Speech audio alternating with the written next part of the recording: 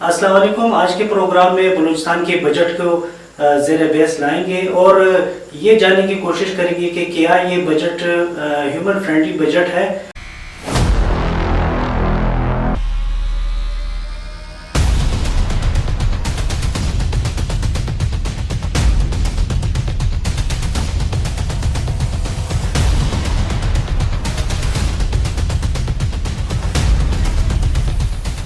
Opposition की जानिब से काफ़ी एहतजाज किया गया है, लेकिन इसके बावजूद 584 अरब रुपए कुल हुजम का बजट पेश किया गया है और इसके अलावा सेहत जैसे अहम शोबे के लिए 38 अरब रुपए मुख्तस किए गए हैं, जबकि हेल्थ कार्ड्स के लिए जस्ट उनकी तजावीज़ दी गई हैं और इसके अलावा स्कूलों के लिए 71 अरब रुपए पेश किए गए हैं। इसके अलावा जो ऑन गोइंग स्कीमात हैं इसके लिए 112 अरब रुपए का पैकेज पेश किया गया है। अपोजिशन की जानिब से शदीद रद्द-ए-अमल इस ज़मन में सामने आया है, लेकिन आज एक आज़ाद कैंडिडेट से इस बारे में पूछते हैं कि वो बलूचिस्तान के बजट को किस तरह देखते हैं। प्रोग्राम करंट अफेयर्स में शामिल करेंगे मीर शम्स महंगल साहब को। आप मीर सिराज रहसानी साहब के साथी रह चुके हैं और आजकल पाक सरजमीन पार्टी के सूबाई सदर हैं। मीर साहब, क्या आप समझते हैं कि हालिया बजट अवाम दोस्त बजट है और इससे तवक्कुआत की जा सही है? बिस्मिल्लाहिर्रहमानिर्रहीम। आपका शुक्रिया, आपने मुझे मौका दिया। देखिए, अवाम दुश्मन नुमाइंदों से अवाम दोस्ती का तवक्को नहीं किया जा सकता है। गुज़िश्ता चंद सालों में बलूचिस्तान में हज़ारों अरब रुपए खर्च किए जा चुके हैं, लेकिन आज अक़वाम मुत्तहिदा ने बलूचिस्तान को खित्ते का पसमानदा तरीन इलाका करार दे दिया है। इस सूबे में हम भूख अफलास, बेरोजगारी, बदमनी, इलिटरेसी, बेरोजगारी, इन सब में हम आगे है। इस बदतरीन सूरत-ए-हाल का जिम्मेदार कौन है? अलमिया ये है कि पूरी दुनिया में पार्लियामेंटेरियंस कानून साजी करते हैं। मेरे मुल्क के अरकान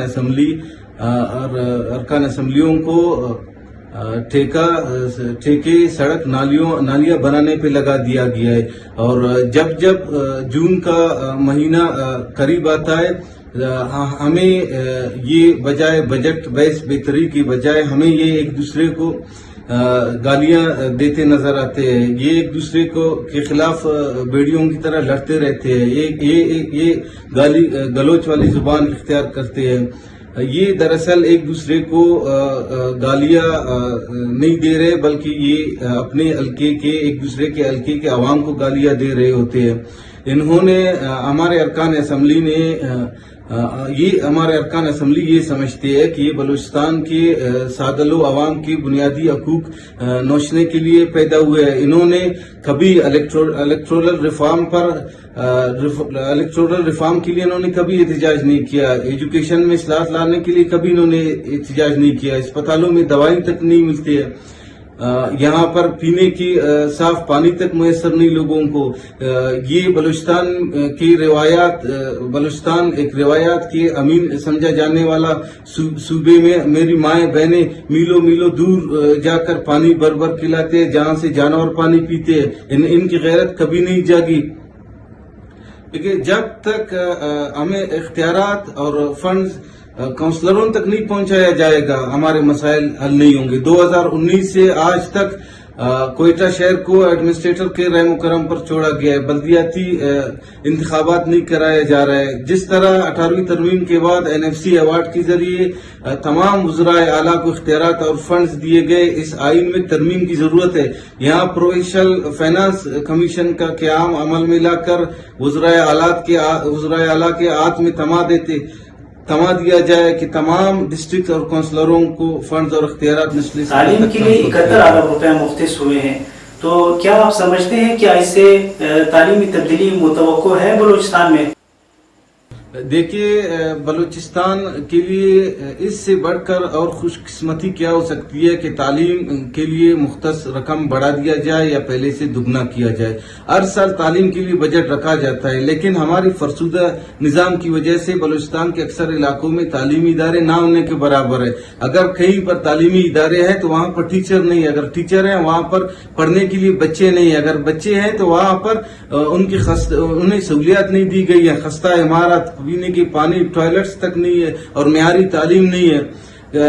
अगर तालीमी बजट के लिए फंड बढ़ाने के बावजूद भी मेरे सूबे की तालीमी تعلیمی صورتحال پر ذرا بھی فرق نہیں پڑتا، تو اس سے بہتر نہیں ہوگا کہ اس بجٹ میں تعلیم کے لیے مختص کردہ رقم کا آدھا حصہ وزیر اعلیٰ بلوچستان اور اس کے وزیروں مشیروں کے صاحبزادوں کے پروٹوکول، ان کی شان و شوکت اور عیاشیوں کے لیے مختص کر دے، اور اس تعلیمی بجٹ کا آدھا حصہ میرے بلوچستان کے ان مستقبل، ان غریب بچوں، پشتون، بلوچ، جاموٹ کے بچوں کو صحیح حقیقی معنوں میں تعلیم دینے کے لیے مختص کر دے، جن کے پاؤں میں پہننے کے لیے چپل تک نہیں ہے۔ دیکھیں، بلوچستان میں گوشت اسکول کی بڑی تعداد ہے۔ بلوچستان میں گوشت ملازمین کی ہزاروں کی تعداد میں گوشت ملازمین ہیں۔ بلوچستان کی اسکولوں کی عمارات خستہ حال ہے۔ مقصد کہنے کا یہ ہے کہ بلوچستان کی تعلیم کے لیے بلوچستان کے لاکھوں بچے اسکول سے باہر ہیں، انہیں تعلیم دینے کے لیے ایک جامع منصوبہ بندی کرنے کی ضرورت ہے، اور لاکھوں بچوں کو اسکولوں میں، دور افتادہ علاقوں سے تعلق رکھنے والے بچوں کو اسکولوں میں داخل کرانے کے لیے ان علاقوں میں ایک آگاہی شعور مہم چلانے کی ضرورت ہے، اور اساتذہ کو جدید طرز تعلیم دلانے کے لیے ٹریننگ دیا جائے، اور یہاں میرے بلوچستان کے ہزاروں کی تعداد میں بچوں کو بیرون ملک، اندرون ملک اسکالرشپ دے کر اس تعلیم کی صورتحال کو بہتر بنایا جائے۔ آخر کیوں بلوچستان میں جو بھی مریض ہوتا ہے اسے یہاں پہ علاج کے لیے، وہ بہتر علاج کے لیے صوبہ سندھ ریفر کیا جاتا ہے؟ تو کیا آپ نہیں سمجھتے ہیں کہ بلوچستان میں صحت کا شعبہ کیوں اتنا ویک ہے، اور کیا آپ سمجھتے ہیں کہ صوبہ سندھ کا صحت کا نظام ہمارے نظام سے بہتر ہے؟ بلوچستان میں صحت کے مراکز غیر فعال ہونے کی وجہ سے بلوچستان کے لوگ کراچی شہر میں علاج معالجے کے سلسلے میں جاتے ہیں، خصوصاً پرائیویٹ اسپتالوں میں علاج کی غرض سے جاتے ہیں۔ بلوچستان کا ہر مریض کراچی علاج کے لیے نہیں پہنچ سکتا، اگر جو وہاں کسی بھی طریقے سے پہنچ بھی جاتے ہیں انہیں انتہائی تکلیف، مشکلات اور مالی مشکلات کا سامنا کرنا پڑتا ہے۔ دیکھیے، بلوچستان میں دنیا میں جانور حیوانات کے لیے بنائے گئے اسپتال بلوچستان میں انسانوں کے علاج کے لیے بنائے گئے اسپتالوں سے بہتر ہے۔ دنیا کے حیوانات کے لیے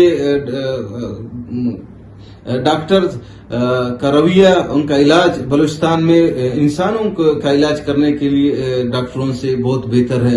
دیکھیے، جب ہمارے حکمران متکبر ہو، فرعون بن کے بیٹھے ہو، جنگل کا قانون ہو، ان سے کوئی پوچھنے والا نہیں ہو، ہمارے اکاؤنٹیبلٹی کے ادارے نیب وغیرہ، بارگیننگ ادارے ان تک محدود ہو، تو پھر وہاں دوائیاں ناپید ہوں گی۔ پھر انسان اسپتالوں میں بلک کر مر رہے ہوتے ہیں، ارباب اختیار لوگ پلٹ کر ان کی طرف دیکھتے نہیں ہیں۔ جس صوبے کے شہروں میں ایک سانحے میں 200 کے قریب لوگ دہشت گردی کا شکار بنے، اور سالانہ اس صوبے میں ٹریفک حادثات سے شہیدوں اور زخمیوں کا تعداد دہشت گردی کے متاثرین سے بہت زیادہ ہو، اور وہاں ان کے علاج کے لیے ایک اینٹی بائیوٹک تک نہ ملے، تو اس وقت کے حاکموں سے اللہ ہی پوچھے، اور اس